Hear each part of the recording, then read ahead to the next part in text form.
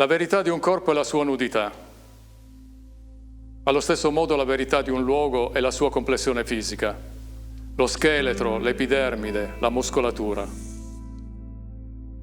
Tutto quel che appare cioè naturale, non dovuto a nessuna plastica e chirurgia, a nessun sopruso dell'intelligenza del braccio, che non ha valore di cosmesi o di protesi, strada, argine, porto, canale, casa, coltivazione.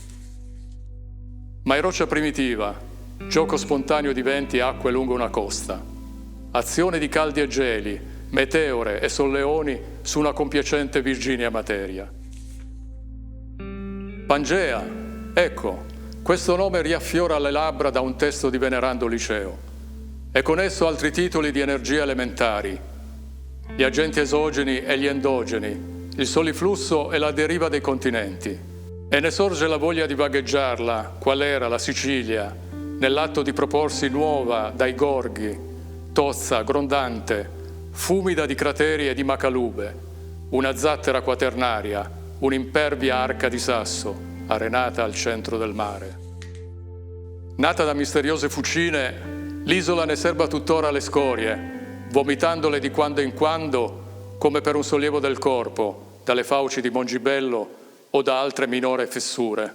E questo lo same dell'isola, ribollente ancora di combustioni segrete, che non solo si spurgano attraverso il leggendario orifizio del vulcano, ma si sfogano in saltuarie epilessie di assestamento, con imparziali esiti di rovina in ciascuno dei tre vertici della Trinacria.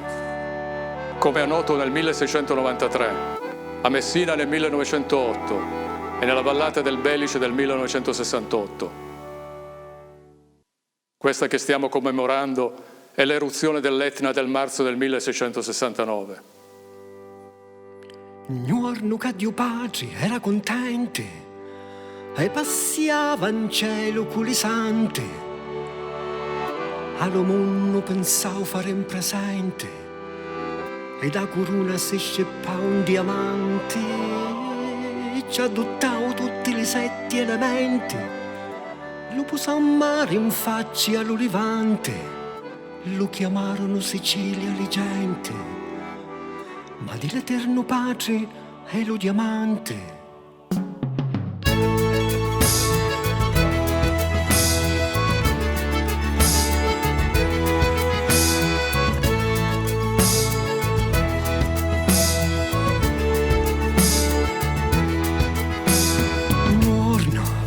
Si lo scrisse natiogonia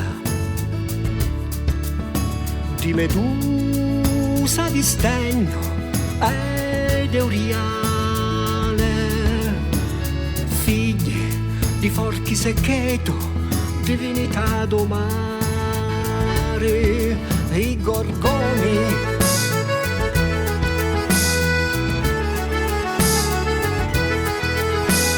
Medusa Cataliandola cantisimava,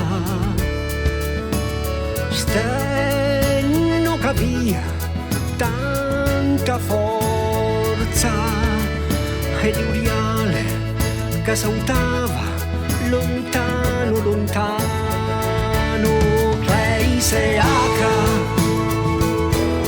terra d'amore, sempre vasata do sole, abbracciata do mare e allisciata dai venti africani.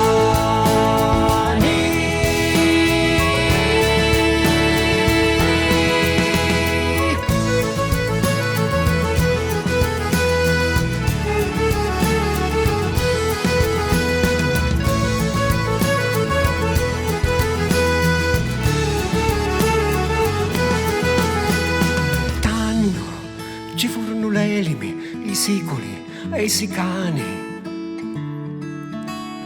l'Arabi e Bizantini, Fenici, Greci e Romani, Normanni, Aragonesi e Langioini, che fecero scoppiare i vespri siciliani.